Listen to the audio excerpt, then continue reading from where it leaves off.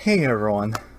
So, Battle for Azeroth comes out in roughly 21 days as of this recording. And I thought it would be nice to just take a second and look at what's actually coming in Battle for Azeroth for those who maybe just resubbed or just been,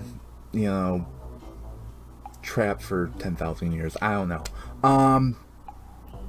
Let's take a look, and also I won't be including anything that's in the pre-patch because that's already out, and that has a lot of stuff in it already, including the burning of Teldrassil. So let's begin. The Battle for Lordaeron. This is a scenario that takes place after the burning of Teldrassil that will further escalate things between the Horde and the Alliance as the Alliance tries to take back the Undercity from the Horde. This is available to anyone who, when the day comes, to anyone who pre-ordered or buys Battle for Azeroth. The new continents of Keltaros and Zandalar. These will be where the Horde and Alliance will be questing. Keltaros for the Alliance, Zandalar for the Horde, and each continent has 3 subzones, just like in the Broken Isles. You can start wherever you want. There isn't a set path. You can start questing in any one of the subzones, and once you hit 120, they will open up quests in the opposite factions continents. So eventually you'll be, if you're Alliance, you'll be going to Zandalar. If you're Horde, you'll be going to Keltaros. You'll have different quests, but you'll be going there as well. Altogether, we have 10 new dungeons in this expansion at the start.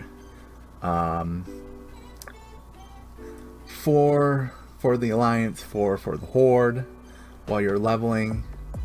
And then once you hit 120, they all open up for you, whether you're Horde or Alliance. Plus, at 120, there are 2 other dungeons that will open up. As soon as you start the expansion, you will receive the Heart of Azeroth, which is an artifact necklace that you'll get from Azeroth that will be pretty much where, when you get Azerite, that's where it goes, is into the Heart of Azeroth. And it just sucks it in. It's not like artifact power where you had to click on it to get it to absorb into the weapon. This, as soon as you buy it, it will just, go right in. Speaking of the Heart of Azeroth, you will also get Azerite gear as you're leveling and as you're doing pretty much anything in the game eventually. There are different slots. I can't remember them all. I think it's shoulders, chest, gloves, back? Maybe pants as well. Basically they took the tier slots, and that's what you'll be using as artifact gear. Though unlike tier, you can get this as you're leveling, and you'll replace it as you're leveling. And this gear, basically the gear has traits that are triggered by how much artifact power you have in your Heart of Azeroth. So the higher power your Heart of Azeroth is, the quicker you can unlock all the traits in the gear, or in the higher iron level gear, it might require you to have more artifact power than you have. So that is something coming in Battle for Azeroth, and I am looking forward to. The war campaign is another story that you'll be doing throughout the game, along with like the normal, questing zones. This is, the story between the Horde and Alliance in their war, and it's also how you unlock Dark Iron Dwarves and Zandalari Trolls. You will be able to start working on Pathfinder. Part 1 will be available to start working on when the expansion hits. So if you want to eventually be able to fly in the new areas, that will be what you will have to do. Island expeditions. If you remember Mr. Pandaria, you remember the scenario system that they had then. It's kind of similar to that, except it's not really story driven.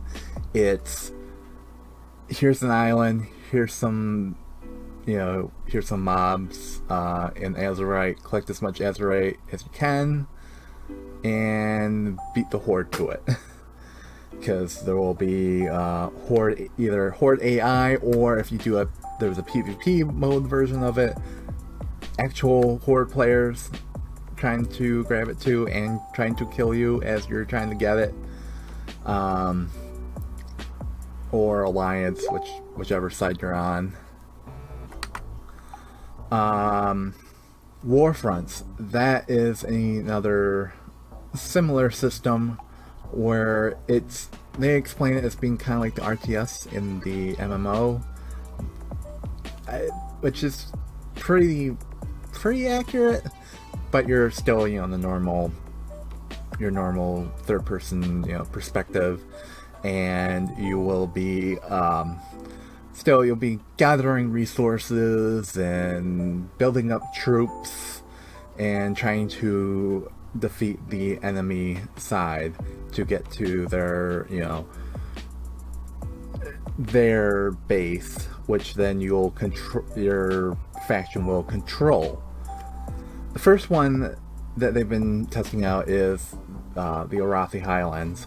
So if you're the Alliance and you win the Warfront, then the Alliance will control Arathi Highlands until the next Warfront, and the Horde tries to get into our main base there, and if they win, then they control that area until the next one. They spawn at different times. Eventually, once you're at 120, it's going to be interesting. I'd like to see how it plays out. So that is all that I'm going over. That's mostly everything that's coming in the expansion. I mean, I didn't go over raids because that'll be a few weeks later once the first raid opens up. I'm sure there are new pets to get and toys and stuff like that. But I think this is mostly what people want to know. So let me know what you are excited about, and that's coming in Battle for Azeroth in the comments below. And until next time, bye. About to leave, already packing. Come with me, I'm not really asking. We'll get away to a place where we don't know. About to see